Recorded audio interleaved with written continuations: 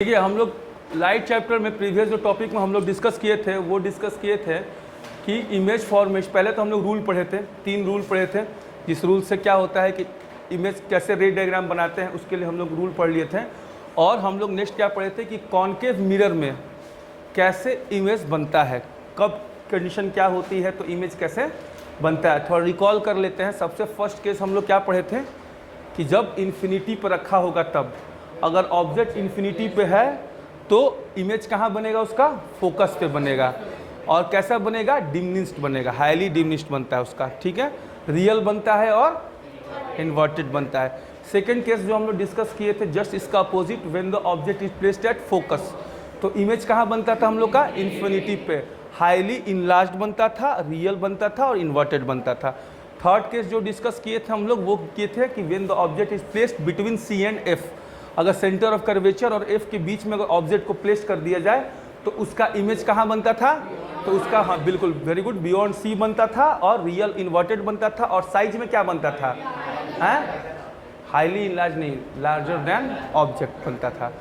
फिर हम लोग नेक्स्ट केस पढ़े थे when the object is placed beyond C, जब बियॉन्ड सी होगा तो कहाँ बनेगा, बिटवीन सी एंड एफ बनेगा, इमेज छोटा बनेगा, स्मॉलर देन ऑब्जेक्ट बनेगा और रियल एंड इन्वर्टेड बनेगा।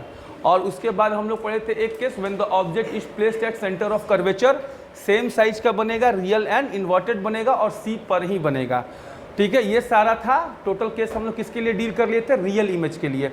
अब कॉन्केव में हम लोग सिंगल केस पढ़े थे वर्चुअल का, when the object is placed between pole and focus, जब पोल एंड फोकस पर रखते हैं तब तो कहाँ बनता है, बिहाइंड द मिरर बनता है, वर्चुअल बनता है, हाँ इनलार्ज्ड बनता है, बड़ा बनता है, हाईली इनलार्ज्ड बनता है और इरेक्ट बनता है और वर्चुअल बनता है, ठीक है। और बिहाइंड द मिरर पोजीशन में हम लोग लिखेंगे। तो इतना हम लोग पढ़ लेते, सारा कॉन्केव का केस था, ये 6 केस हम लोग डिस्कस कर लिए थे। अभी हम लोग 2 केस डिस्कस करेंगे, किसमें, कॉन्वेक्स में, कि कॉन्वेक्स मिरर में क्या होता है। तो टॉपिक लिख लीजिएगा,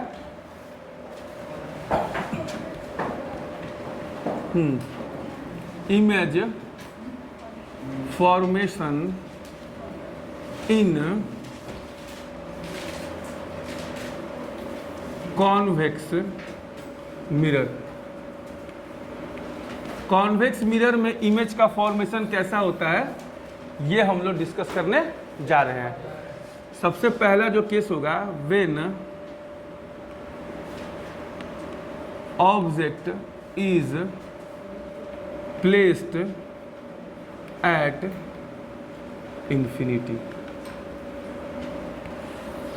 ऑब्जेक्ट कहाँ प्लेस है जी, इंफिनिटी पे, इंफिनिटी प्लेस है ना। चलिए देखिए इसका रे डायग्राम हम लोग देखते हैं कैसे बनेगा। ये देखिए, ये आपका हो गया, मान लीजिए, अच्छा ये आपका हो गया कॉन्वेक्स मिरर हो गया, आउटर साइड में इसका रिफ्लेक्टिंग सरफेस है तो कॉन्वेक्स ही होगा। इसका हमने ये बना दिया प्रिंसिपल एक्सिस, ठीक है, ये मान लो फोकस होगा। तो सबसे पहली चीज़ जो करेंगे हम लोग, तो इस पर एक पैरेलल बीम ऑफ लाइट देंगे। क्या देंगे, पैरेलल बीम ऑफ लाइट देंगे। तो कोई भी मान ले कि पैरेलल बीम ऑफ लाइट नहीं, सॉरी, इस पर एक लाइट रे आएगी जो कि, हाँ, जो कि हमको दिखाई देगी कि वो कहाँ से आ रही है, तो वो फोकस से आ रही है। कहाँ से आ रही है, वो बिल्कुल वो फोकस से आ रही है। तो यहाँ डॉटेड करके मिला देंगे फोकस पे। तो कोई भी लाइट रे जो फोकस से होकर आती है क्या होती है वो, हाँ, पैरेलल टू प्रिंसिपल एक्सिस हो जाती है। चलिए प्रिंसिपल एक्सिस के पैरेलल हो गई। एक और लाइट रे इसमें आएगी, वो लाइट रे कहाँ आएगी आपकी, तो वो लाइट रे आपकी आएगी सेंटर ऑफ कर्वेचर से। कहाँ से, सेंटर ऑफ कर्वेचर से, बिल्कुल सेंटर ऑफ जब कर्वेचर से, ये देखिए डॉटेड लाइन है ब्लू वाली, जब ये सेंटर ऑफ कर्वेचर से होके आएगी तो क्या करेगी, अपने पाथ पे रिट्रेस कर जाएगी। ये हो गया। अब देखिए इस वाले जो रे डायग्राम बनाना है वही चीज़ ध्यान देना आपको।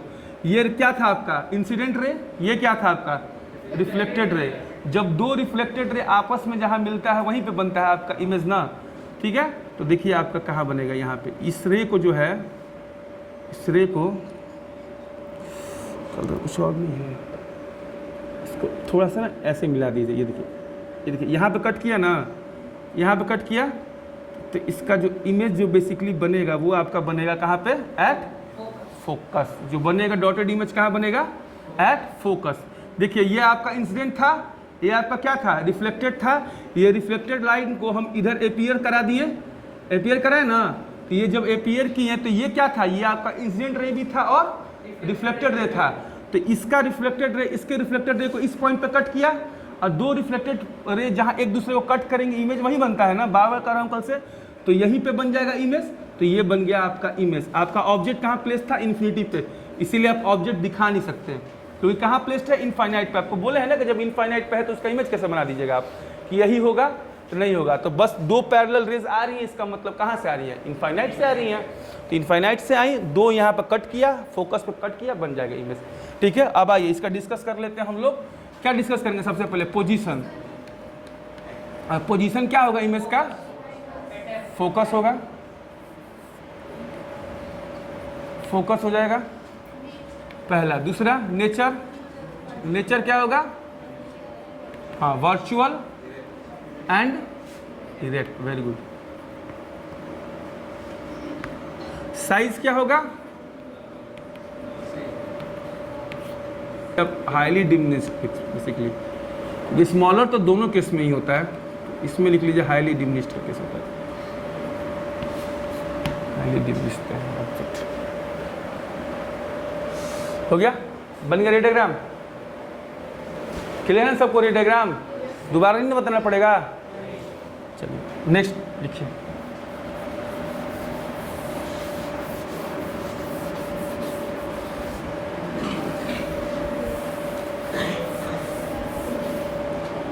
देखिए अगला जो है आपका वो है second case, when object placed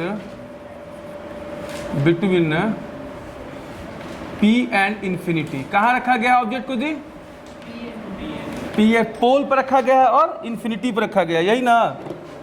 चलता है,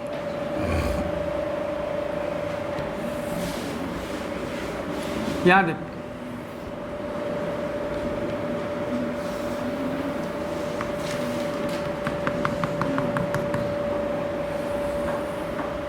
तो डायग्राम उधर से भी बना सकता है, मिटाने का मतलब ये नहीं, हम लोग फेमिलियर नहीं है बस इसीलिए। ये देख इधर हो गया, सबसे पहले ये पोल हो गया तुम्हारा, और बाकी इधर तो बोले है ना इन्फिनिटी होता है, कुछ नहीं लिखोगे इन्फिनिटी, तो यहीं पे कहीं रख दो, यहीं पे। ये तेरा हो गया ऑब्जेक्ट, ठीक है। इन्फिनिटी पे है, कुछ फोकस वोकस दिए नहीं तो कोई टेंशन नहीं है, इन्फिनिटी मान के चलेंगे। सबसे पहला अगर कोई लाइट रे जो प्रिंसिपल एक्सिस के पैरेलल होके जाएगी, क्या होगा भाई, चलो ये तो ऐसे जाएगी बेसिकली इसमें, फिर हम लोग क्या करेंगे इसको, हाँ इसको हम लोग एपीएस करवाएंगे पीछे, कहाँ पे, फोकस पे, जहाँ पे कट करेगी उस पॉइंट को क्या बोलेंगे, फोकस। चलिए बढ़िया। अब एक और होगा कंडीशन, एक कंडीशन ये होगा कि अगर कोई लाइट रे जो कि सेंटर ऑफ कर्वेचर से होकर जाएगी, वो कैसे जाएगी, हैं, हाँ अपने पास पे क्या हो जाएगी, वो रिट्रेस कर जाएगी। तो मान के चलिए कि ये ऐसे गई, ऐसे ही ना, ऐसे गई कोई लाइट रे, तो ये इसको थोड़ा और ऐसे कर लो बेसिकली, क्या करना, हाँ ठीक है, अब ठीक है। ये कट किया,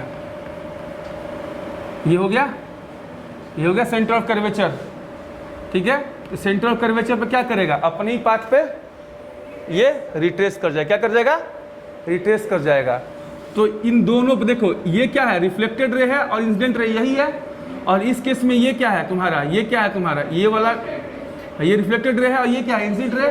तो ये रिफ्लेक्टेड रे और ये रिफ्लेक्टेड रे एक दूसरे को यहाँ पे कट की है ना, तो इमेज वहीं पे बनेगा, बन गया। तो पोजीशन पहले बत लिखवा लीजिए, बिटवीन P एंड F, किसी को परेशानी नहीं। नेचर बताइए,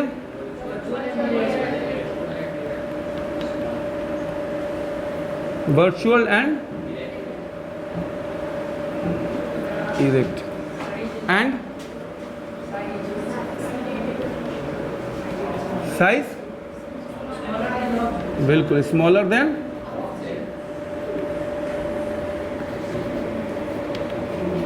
यहाँ जाके आपका इमेज वाला image formation in mirror in concave and convex, ये दोनों सारा कंडीशन आपका वर्चुअल का हो चाहे रियल का हो ख़त्म हो गया। कॉन्वेक्स में रियल नहीं होता है, ऑलवेज वर्चुअल ही होता है। कॉनकेव में दोनों होता है, कॉन्वेक्स में बस वर्चुअल का ही है। ठीक है, नोट डाउन कीजिए। फिर नेक्स्ट टॉपिक हम लोग पढ़ते हैं, जिसमें हम लोग पढ़ेंगे मिरर फॉर्मूला पढ़ेंगे और साइन कन्वेक्शन पढ़ेंगे। कौन सा? ये वाला देखो सॉरी, ये वाला बता रहे। देखो सिंपल सी बात है, ये तुम्हारा मिरर था, कॉन्वेक्स मिरर। हमको ऑब्जेक्ट कहाँ प्लेस करना था? Between pole and infinity. तो अगर आपको ऑब्जेक्ट को पोल और इन्फिनिटी के बीच में रखना है तो ये पोल हो गया, ये हमारा इन्फिनिट इधर ही होता है, तो हमने ऑब्जेक्ट को रख दिया। सबसे पहले हमने एक लाइट रे को ले गया जो कि प्रिंसिपल एक्सिस के पैरेलल था, तो यहाँ ये गया सीधे, चूंकि इसका रिफ्लेक्टिंग सरफेस इधर ही है तो ये क्या होगा? टकरा के इधर चला जाएगा, रिफ्लेक्ट कर जाएगा इधर। लेकिन हमारा रूल क्या बोलता है? रूल तो ये बोलता है ना कि अगर प्रिंसिपल एक्सिस के पैरेलल है तो कहाँ से होकर जाएगा? फोकस से। लेकिन चूंकि इसका रिफ्लेक्टिंग सरफेस इधर था तो ये रिफ्लेक्ट इधर हो गया, तो हम इसी रे को क्या करेंगे कि हम पीछे की ओर इनसाइड कराएंगे, इसको खींच के लाएंगे पीछे, और वो क्या होगा? इसको हम लोग एपीएस कराएंगे कि ये फोकस से होकर गुजरा। तो इसी रिफ्लेक्टेड रे को हम लिए और फोकस पे मीट करा दिए। तो मेरा रूल हो गया कि प्रिंसिपल एक्सिस के पैरेलल कोई लाइट रे आफ्टर रिफ्लेक्शन फोकस से होकर जाती है तो फोकस हो गई है। अब एक और रूल होता है, एक और रूल ये बोलता है कि अगर सेंटर ऑफ कर्वेचर से होकर कोई लाइट रे जाएगी तो क्या होगी? वो रिट्रेस, हाँ, अपने ही पाथ पे रिट्रेस हो जाएगी, वापस उसी पाथ पे लौट जाएगी। तो ये सेंटर ऑफ कर्वेचर से होकर गया तो अपने ही पाथ पे रिट्रेस कर गया, और दो रिफ्लेक्टेड रे एक दूसरे को जिस पॉइंट पे कट करेगी इमेज का फॉर्मेशन वहीं होगा। ये रिफ्लेक्टेड रे है, इसमें ये रिफ्लेक्टेड रे है जिसको एपियर्स यहाँ कराए हैं, ये दोनों एक दूसरे को इस पॉइंट पे कट किया, उस पॉइंट पे आपका बन गया इमेज। अब इमेज कहाँ बना है? एफ और पी के बीच में, तो position between P and F erect है, सीधा है, अपसाइड भी बोलते हैं इसको, और क्या है? वर्चुअल है बिल्कुल, और साइज क्या है? Smaller than. ठीक है, समझ? देखिए अब बात मत करो, समझ यार। देखो uses of concave and convex mirror हम लोग पढ़ रहे हैं। बेसिकली कॉन्वेक्स मिरर का ज़्यादा यूज पढ़ना नहीं है हम लोग को, क्योंकि उसमें एक ही टाइप का इमेज बनता है। वो क्या बनता है? वर्चुअल बनता है। जो कॉनकेव है इसमें किस टाइप का इमेज बनता है? रियल भी बनता है और वर्चुअल भी बनता है, बड़ा भी बनता है और छोटा भी बनता है। ठीक है, और जनरली इसमें क्या बनता है? कॉन्वेक्स में छोटा ही इमेज बनता है। चलिए, तो सबसे फर्स्ट का जो डिस्कस कर रहे हैं कि use as a shaving mirror to see a large image of the face. बिल्कुल, हम लोग जब सेव वो करते हैं तो हम लोग को क्या करना होता है? कट करने के लिए बड़ा बड़ा साइज में बाल दिखना होता है, तो उसके लिए हेयर वगैरह देखना होता है, तो उसके लिए हम लोग क्या यूज़ करते हैं? कॉनकेव मिरर का। सेकेंड केस है यूज्ड बाय डेंटिस्ट। डेंटिस्ट को भी जो देखना होता है तो अंदर का आपका वो दांत को दिखेगा, जो भी आपका कैविटी वगैरह होगा तो उसको बड़े पार्ट में देखना होगा ना, तो उसके लिए वो यूज़ करता है। Use in a solar cooker. Solar cooker में यूज किया जाता है। क्यों सोलर कुकर में यूज किया जाता है? क्योंकि जब आपको स्टार्टिंग में हम पढ़ाए थे तो आपको हम बताए थे कि क्या होता है कि अगर जब parallel beam of light rays, जो सन से जो parallel beam of light rays आती हैं, वो आफ्टर रिफ्लेक्शन क्या होती है? एक पॉइंट पे कन्वर्ज करती हैं, एक फोकस पे कन्वर्ज करती हैं। तो सोलर कुकर में ऐसा सेटिंग रहता है कि जो पैरेलल बीम ऑफ लाइट जो टकराए, जो वहाँ रिफ्लेक्टर लगा रहता है, जब वो रिफ्लेक्टर से लाइट टकराता है तो टकरा के वो सारा एक ही पॉइंट पे जाके क्या होता है? कन्वर्ज। तो मान लीजिए कि 100-200 जो मान लीजिए 100-200 रेज जो है वो सपोज डैट कि आके एक पॉइंट पे क्या करेंगी? कन्वर्ज करेंगी। तो उन सारी की जो एनर्जीज होंगी वो एनर्जी एक पॉइंट पे आकर हीट जनरेट करेगी ना, तो जब वो एक पॉइंट पे आकर हीट जनरेट करेगी तो वहाँ से खाना पक जाएगा, गर्म हो जाएगा, गर्म होगा तो खाना पक जाएगा। तो इसीलिए यूज किया जाता है। क्यों? क्योंकि because of the converging nature of concave mirror. Concave mirror का नेचर कन्वर्जिंग होता है, और यहाँ पर करना क्या है? आपको सारा लाइट को डाइवर्ज कराने, कन्वर्ज कराना है, कन्वर्ज कराना, क्योंकि आपको एक ही पॉइंट पर सारी एनर्जी चाहिए। ठीक है, अब सुनिए, आपको ये क्वेश्चन में पूछ भी सकता है कि सोलर कुकर में अरेंजमेंट कैसे किया जाता है, तो आप लिख दीजिएगा वो parallel beam of light rays जब आती है तो ऐसा अरेंजमेंट होता है कि जहाँ पे खाना बन रहा है वो क्या होना चाहिए? फोकस होना चाहिए उसका, तभी तो आफ्टर रिफ्लेक्शन सारी लाइट उस फोकस पे आएगी। तो ये हो गया। फोर्थ नंबर केस देखिए, use as a reflector in a torch and vehicle. बिल्कुल, टॉर्च और व्हीकल में रिफ्लेक्टर के रूप में उसका यूज किया जाता है। क्लियर हो गया? यूज इन सोलर फ्लोरेंस, यही सेम है तुम्हारा। ठीक, अब नेक्स्ट आ गया हमारा तुम्हारा ये use of convex mirror. Convex mirror में क्या होता है? तो इसको रियर व्यू मिरर के टाइप से यूज किया जाता है। क्वेश्चन पूछता है कि भैया रियर व्यू क्यों यूज किया जाता है, तो सबसे पहले जब हम लोग कॉन्वेक्स मिरर पढ़ रहे थे इमेज उसमें हमने बताया था कि इसमें इमेज किस टाइप का बनता है, छोटा बनता है। तो आपको मान लीजिए कि पीछे का क्या एक ही गाड़ी देखना होता है, रियर व्यू में बहुत सारा पूरा रोड देखना होता है चौड़ा, तो आप क्या चाहेंगे कि ऐसा मिरर यूज करना ना कि जिसमें एक चीज़ पूरा बड़ा दिखे कि बड़ी बड़ी चीज़ें छोटी दिखें, हाँ, ताकि वाइड एंगल मिल सके। तो हम कॉन्वेक्स का यूज करते हैं वाइड एंगल के लिए। कि कॉन्वेक्स में क्या होता है कि जो इमेज बनता है वो स्मॉलर बनता है, छोटा बनता है। किससे? ऑब्जेक्ट से। जब ऑब्जेक्ट से छोटा इमेज बनेगा तो इसका मतलब है कि एक छोटे से एरिया में बहुत सारा इमेज बन सकता है, यानी वाइड एंगल मिलेगा। क्लियर हो गया? सेकंड देखिए, use as a reflector in street lamp. इसका यूज किसमें किया जाता है? स्ट्रीट लैम्प में एज अ रिफ्लेक्टर किया जाता है। क्यों? क्योंकि because of the diverging nature. इसका नेचर क्या होता है? डाइवर्ज करता है। ये लाइट रेस को क्या कर देता है? डाइवर्ज, फैला देता है। तो आपको स्ट्रीट लैम्प कैसा होना चाहिए? जो पूरा रोशनी देना, पूरा रोड तक रोशनी दे। तो वो कैसे होगा? जब वो डाइवर्ज हो जाएगा। रुकना यार, पढ़ा रहे हैं। जब वो डाइवर्ज हो जाएगा तब ना, ठीक है? क्लियर हो गया ना? ये नोट डाउन कर लीजिए। और जो एक्सप्लेनेशन है ना, वो एक्सप्लेनेशन सहित लिखिएगा। पहले एक्सप्लेनेशन इसमें क्लियर हो गया आपका कि क्यों इसको हेयर कटिंग में यूज किया जाता है। ठीक है, क्योंकि आपको छोटा छोटा देखना है इसलिए यूज करते हैं। डेंटिस्ट क्यों यूज करता है आपको मालूम चल गया। सोलर कुकर वाला याद मालूम चल गया आपको। और यहाँ पे क्वेश्चन एक आपको आएगा एग्जाम में, इन दोनों से क्वेश्चन अभी आता है कि क्यों रियर व्यू में कॉन्वेक्स मिरर का ही यूज किया जाता है। Because of its wide nature. ये वाइड एंगल में इमेज बना देता है हमारा। और इसमें इमेज क्या बनता है? Smaller than. इसका नेचर जो होता है इमेज बनाने क्या होता है? Always smaller than object image बनाता है। इसी कारण क्या होता है? छोटा होने के कारण हम इसका रिफ्लेक्टर में यूज करते हैं, सॉरी रियर व्यू में यूज करते हैं। रियर व्यू मालूम है ना कौन सा होता है? जो पीछे दो देख लेता है। और रिफ्लेक्टर में क्यों यूज करते हैं? Because of its diverging nature. ये डाइवर्जिंग नेचर के कारण यूज हुआ और ये कन्वर्जिंग नेचर के कारण यूज हुआ। क्लियर है? नोट डाउन कीजिए, फिर अगला टॉपिक पढ़ते हैं। आइए देखिए, नेक्स्ट टॉपिक जो हम लोग पढ़ने जा रहे हैं वो न्यूमेरिकली बहुत इंपॉर्टेंट है, उससे क्वेश्चन आता है। टॉपिक है हमारा मिरर फॉर्मूला। आइए चलिए, मिरर फॉर्मूला पढ़ने के पहले एक और चीज़ पढ़ लेते हैं हम लोग। प्रूफ वगैरह नहीं पढ़ना है आपको, 12th में प्रूफ पढ़ना है सारा, मिरर फॉर्मूला का, लेंस मेकर फॉर्मूला का। अभी जो एक रिलेशन बताएंगे एफ और आर में, वो सब प्रूफ पढ़ना है 12th में। तो हम लोग अभी प्रूफ नहीं पढ़ेंगे, सिर्फ कॉन्सेप्ट समझ लेंगे कैसे यूज करना है। ठीक है, आइए पहला लिखिए तो यहाँ पे टॉपिक लिखिएगा, relation between F and R. R capital लिख लो ना, एफ एंड आर। एफ का मतलब क्या होता है? फोकल लेंथ होता है, फोकल लेंथ। फोकल लेंथ बताया था ना, the distance between pole and principal focus is known as focal length. और ये आपका आर क्या होता है? आर स्मॉल लिखने पे कैपिटल लिखने क्या ठीक रहेगा। आर क्या होता है आपका? Radius of curvature, radius of curvature. ठीक है, तो एफ और आर में रिलेशन निकालना है, तो F equal to R by 2 होता है ऑलवेज, याद रखिएगा।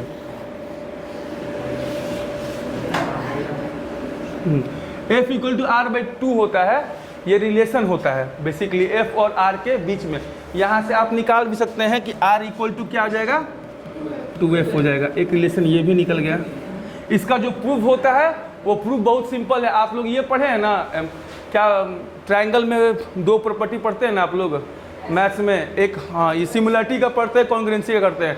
तो इन्हीं में से एक प्रॉपर्टी का यूज़ करके ये प्रूफ किया जाता है। 12th में आप लोग देख लीजिएगा, हो जाएगा। ये हो गया फोकल लेंथ और आर में। अब आइए, अब जो है वो है आपका मिरर फॉर्मूला। मिरर फॉर्मूला देखिए, मिरर फॉर्मूला पढ़ने के पहले हम एक रे डायग्राम बना लेते हैं किसी भी कंडीशन का। चलिए अब एक कंडीशन का हम लोग बनाते हैं। किसका बना दे बताइए? कॉनकेव में बनाएंगे तभी ज़्यादा क्लियर होगा आपको।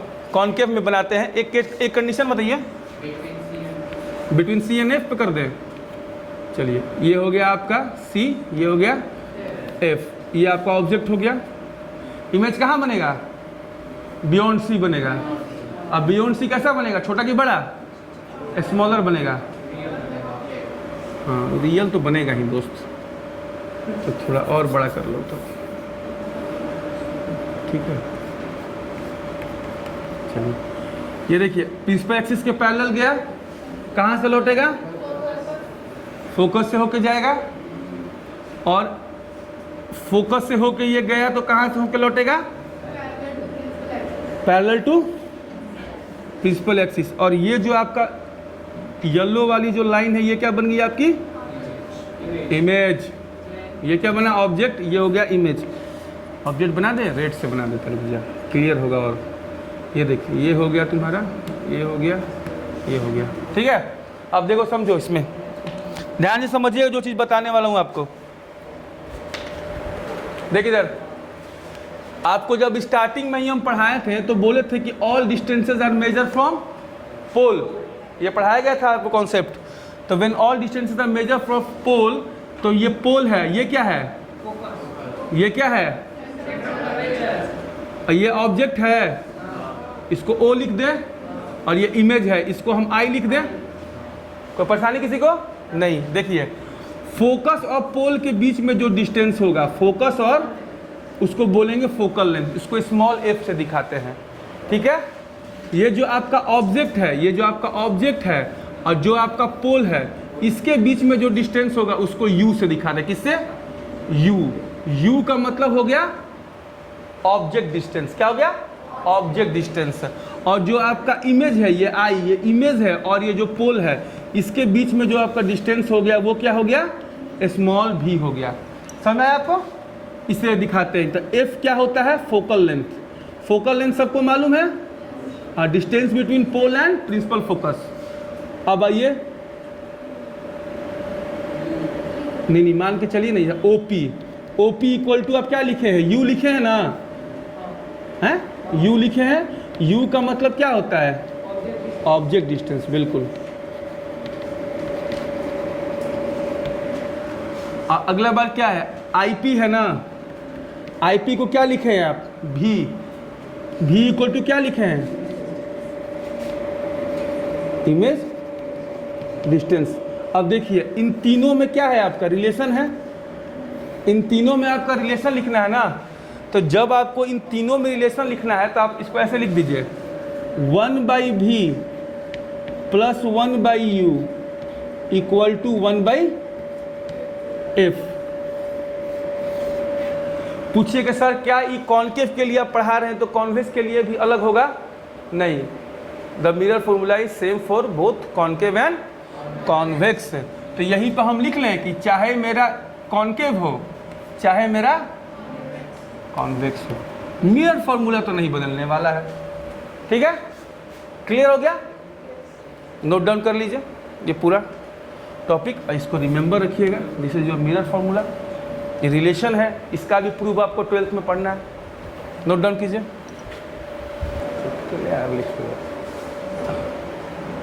चल लिखो ना कुछ भी, कहीं कहीं कैपिटल आर भी लिख देता है। स्मॉल आर लिखा है वो काटेगा नहीं रे ना, मत काटना, तू लोग लैग ठीक है।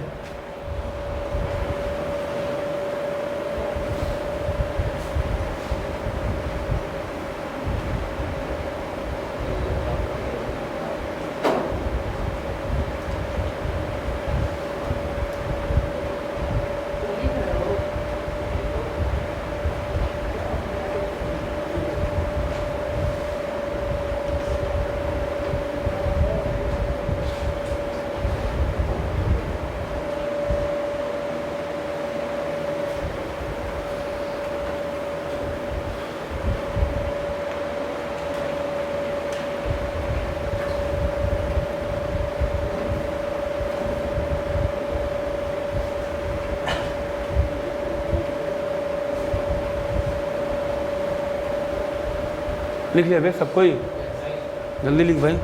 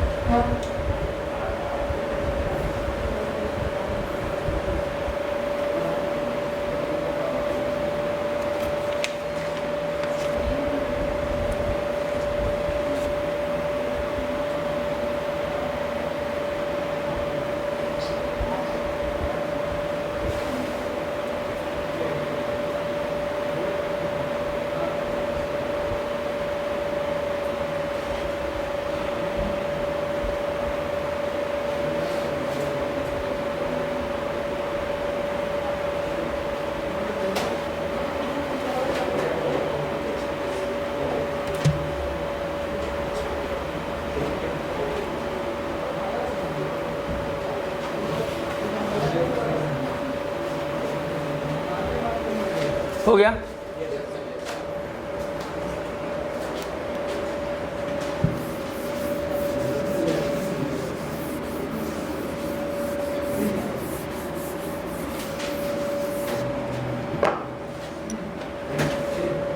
आइए नेक्स्ट टॉपिक लिखिएगा,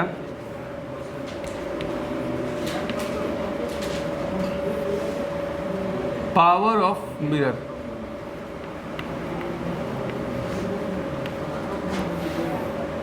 हाँ, पावर ऑफ मिरर, ठीक है।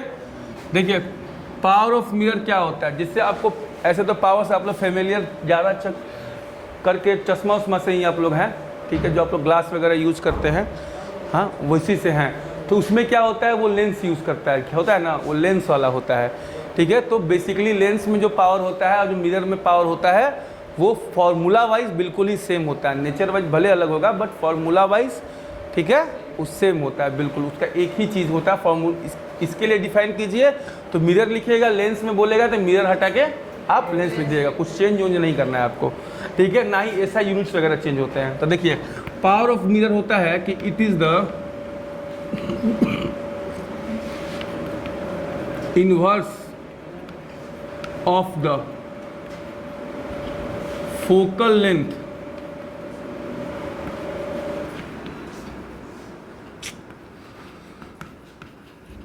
of the mirror. It is the inverse of the focal length of the mirror. ये मिरर के फोकल लेंथ का क्या होता है, इनवर्स होता है। इसको डिनोट कैसे करते हैं, P से, P इक्वल टू 1/f होगा ना, है P इक्वल टू 1/f हो जाएगा, क्योंकि आपको बोले हैं ना इनवर्स, तो F इक्वल टू क्या लिखेगा, F P equal to F universe, तो F ऐसे लिखिएगा ना जी, P इक्वल टू क्या लिखेंगे, F यूनिवर्स। तो इसको जब सॉल्व करेंगे तो P इक्वल टू 1/f ही आएगा ना फाइनली। इसका ऐसा यूनिट देखिए क्या होता है, डायोप्टर होता है। क्या होता है, डायोप्टर, जिसको हम लोग कैपिटल D से डिनोट करते हैं। लेकिन रुक जाइए, ये जो D हो डायोप्टर जब यूनिट यूज कीजिए, क्योंकि इसका CGS यूनिट ये सब नहीं होता है, तो इसका ऑलवेज क्या होता है, ऐसा यूनिट ही आपको पढ़ना, जो कि क्या होता है, डायोप्टर होता है। अब ध्यान सुनिए, जब यहाँ पे आपको डायोप्टर पुट कीजिएगा ना, तो ये ऑलवेज किस में होगा, मीटर में। किस में होगा, अगर आपको एग्जाम में मैक्सिमम क्वेश्चन में देखिएगा, पावर वाला क्वेश्चन में, क्योंकि ये को क्या लग रहा है, ये फॉर्मूला वाइज बहुत डिफिकल्ट है नहीं, लेकिन इसको डिफिकल्ट एग्जामिनर आपके लिए बना देगा। वो क्या करेगा, वो बोलेगा find the power of concave mirror which focal length is 2 centimetre. आप क्या कीजिएगा, आप हड़बड़ा कर 2 1/2 0.5 डायोप्टर, आंसर हो गया। गलती, आंसर क्या रहा था एक्चुअली में, पहले मीटर में चेंज करेंगे फोकल लेंथ को, देन वो आएगा आपका आंसर। समझ में आया। तो ये लिखिएगा तो प्रॉपर ऐसे लिखिएगा, F किस में चाहिए आपको, मीटर में होना चाहिए, तब पावर का यूनिट होगा डायोप्टर, जो कि ऐसा यूनिट होता है। क्लियर हो गया। अब आइए नेक्स्ट टॉपिक पढ़ लीजिए, लीनियर मैग्निफिकेशन, आज का लास्ट टॉपिक यही है।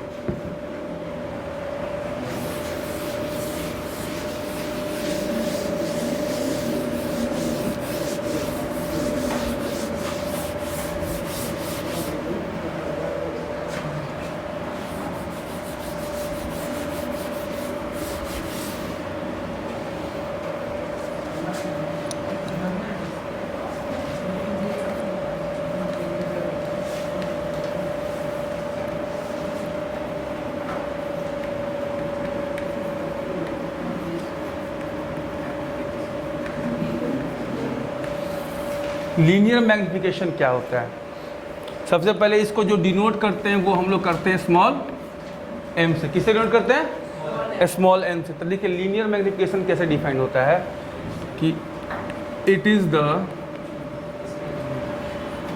Ratio of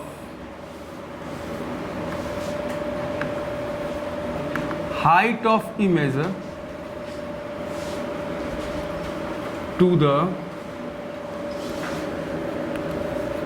height of object.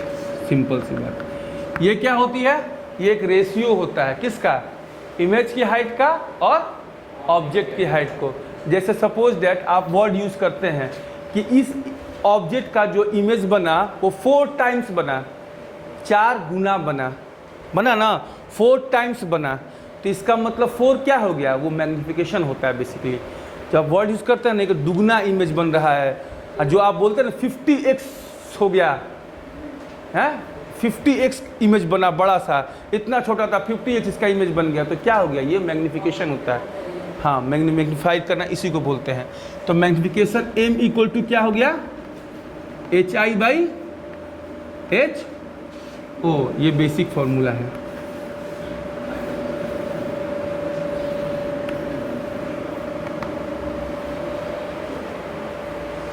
HI/HO हो गया।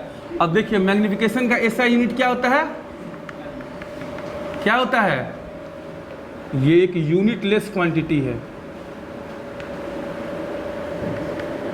ये एक यूनिटलेस क्वांटिटी है। इसका कहने का मतलब है कि इसका कोई ऐसा यूनिट नहीं होता है। ठीक है, एक और क्वेश्चन पूछता है बोर्ड एग्जाम में कि क्वेश्चन आता है कि linear magnification of plane mirror क्या होगा, प्लेन मिरर का लीनियर मैग्निफिकेशन, बिल्कुल सही, प्लेन मिरर का लीनियर मैग्निफिकेशन क्या होगा। तो प्लेन मिरर में आपको बताया गया है कि height of image equal to height of object. Plane mirror में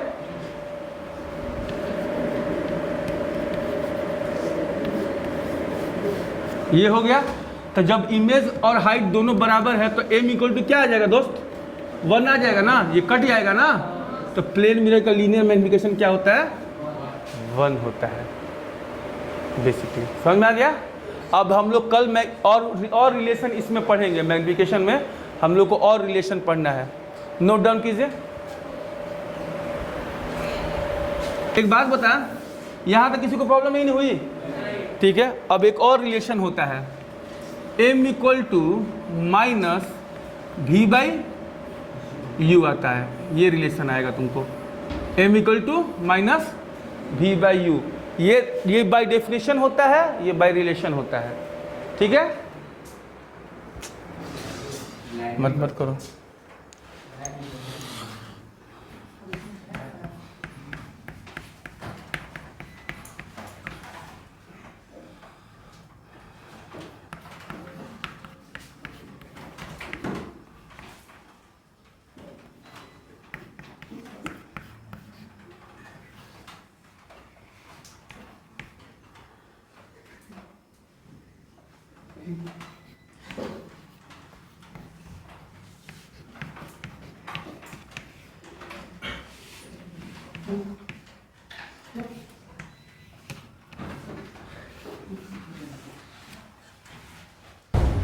एक बात बता, m equal to minus v/u हो गया, ये हम लोग जानते हैं, एक फॉर्मूला आएगा m का रिलेशन v/u से। अभी हम लोगों ने मिरर फॉर्मूला पढ़ा था ना, मिरर फॉर्मूला में हम 1/v की वैल्यू अगर निकालेंगे सॉल्व करके तो कुछ ये आएगा, ये तो प्योर मैथ है। अब ये वैल्यू यहाँ पुट कर लो,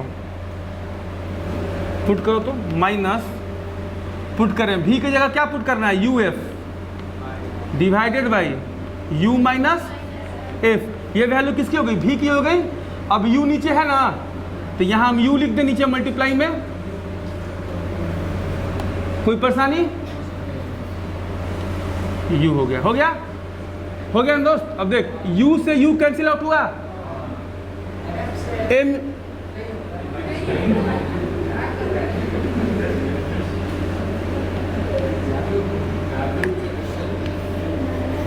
दिखाएगा तू हमको जादू। m equal to f divided by, बहुत इंपॉर्टेंट है क्वेश्चन न्यूमेरिकल के लिए, और एनटीएससी में तो खूब सारा क्वेश्चन इससे आता है।